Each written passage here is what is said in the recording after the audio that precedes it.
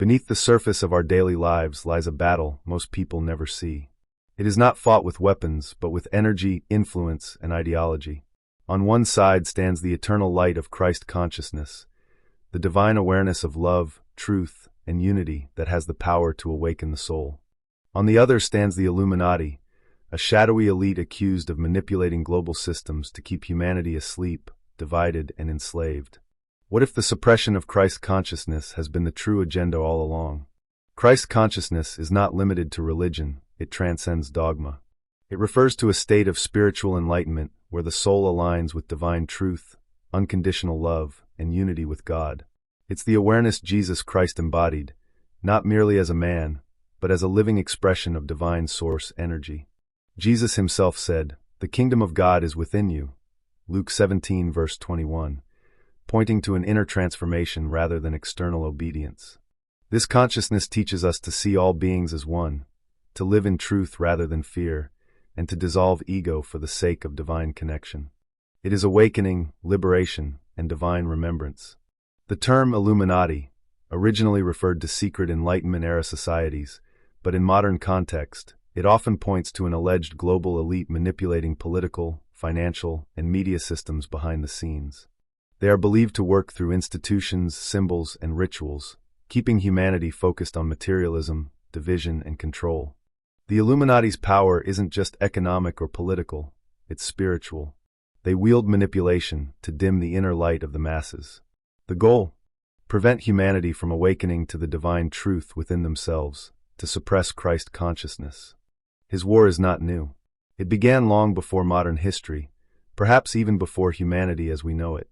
In the Book of Enoch and other apocryphal texts, we read of fallen angels who descended to corrupt mankind.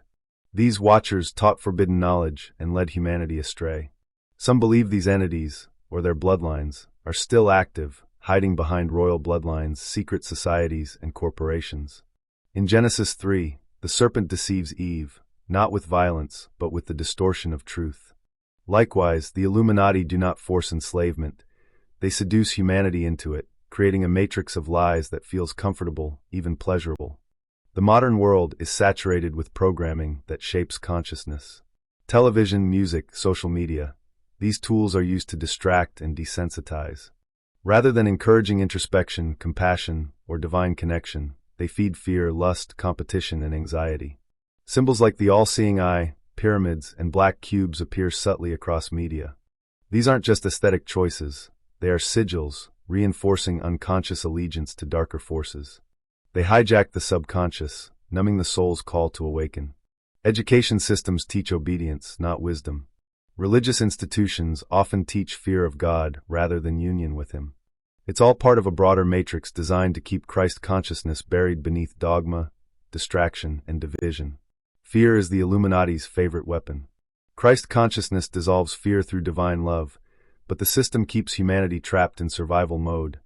War, disease, debt, division. When people live in fear, they cling to ego, materialism, and identity politics. The very illusions that keep the soul asleep. Ego creates separation. Christ consciousness sees oneness.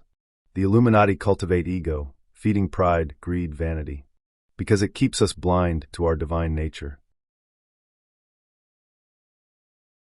Every sin Jesus warned about aligns with what the Illuminati glorify. One of the most sinister strategies used by the Illuminati is the co-opting of spiritual language.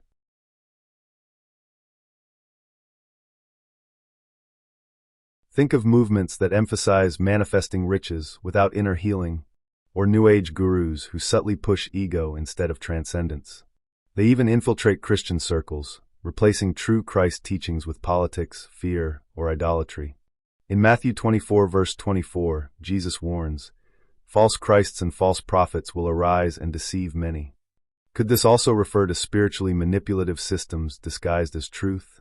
Christ consciousness is the antidote to the control matrix. It dissolves fear, awakens the divine spark within, and returns us to source. When Jesus said, "I am the way, the truth, and the life," John 14 verse 6, he wasn't demanding worship. He was describing the path of inner transformation.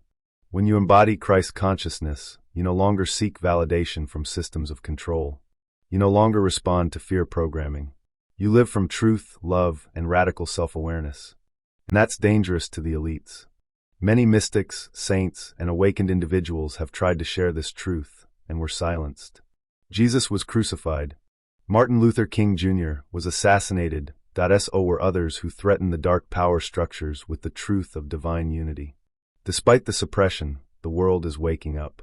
More people are questioning the mainstream narrative, feeling the call of their higher self, and stepping out of fear-based systems.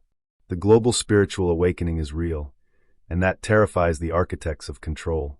This awakening isn't about religion. It's not even about fighting the Illuminati directly. It's about returning to divine truth and living as Christ did, with compassion, courage, and divine authority. When enough souls awaken, the matrix begins to collapse from within. The book of Revelation isn't just about literal dragons and end times. It's a spiritual metaphor. The beast system could represent the global control structure, and the mark could be allegiance to ego, fear, and materialism. Christ returns not just to the world, but through the awakened consciousness of humanity.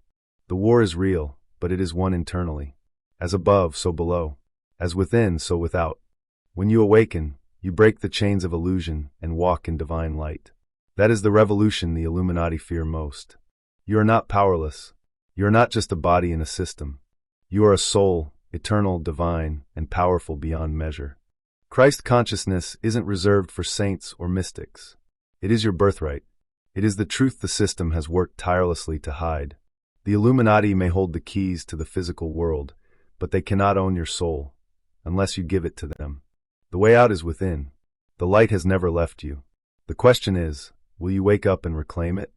And you will know the truth, and the truth will set you free. John 8 verse 32.